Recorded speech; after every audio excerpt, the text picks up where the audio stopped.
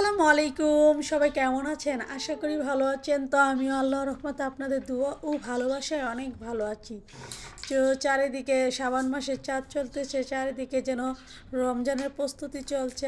আর একটা রমজান রমজান গন্ধ পাচ্ছি, মানে এত ভালো লাগছে। রমজান আসবে শুনলেই মানে এত ভালো লাগে, বলে বোঝানোর মতো না। আর রোজা রাখলে মনে হয় মনের মাঝে মানে অন্যরকম একটা প্রশান্তি চলে আসে।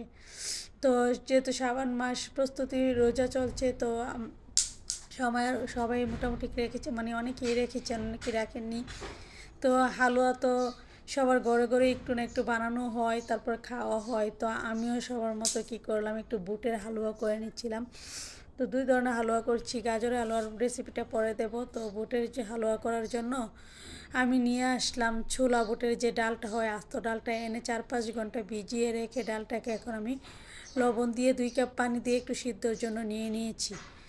তো ডালটা বলক আসার কিছুক্ষণ পরে আমি দিয়ে দিলাম এই 2টা এলাচ, তারপরে একটু করে দারচিনি, একটু করে তেজপাতা। ডালটা দেখুন বলক আসার সাথে সাথেই মানে কিছুক্ষণ সিদ্ধ হয়ে একদম গলে গেছে। তো আমি এখন 2 কাপ দুধ দিয়ে দিলাম, দিয়ে একটা ডালটাকে একের ভিতর থেকে একটা সফট যেন হয়ে যায়, সিদ্ধ করে একদম শুকনো শুকনো করে নেব।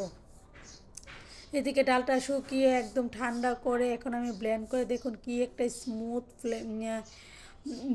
করেছি আর কি, পেস্ট করেছি।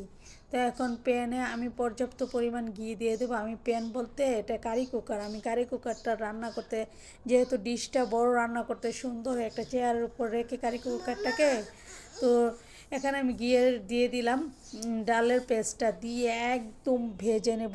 অনেক সময় নিয়ে ডালটাকে একদম বাছতে হবে, যেন নিচে দিয়ে লেগে লেগে যখন আসবে ডাল থেকে সব পানি শুকিয়ে নিচে লেগে লেগে আসলে তখন আমি ডালটাকে বাকি উপকরণগুলো দিয়ে দেব।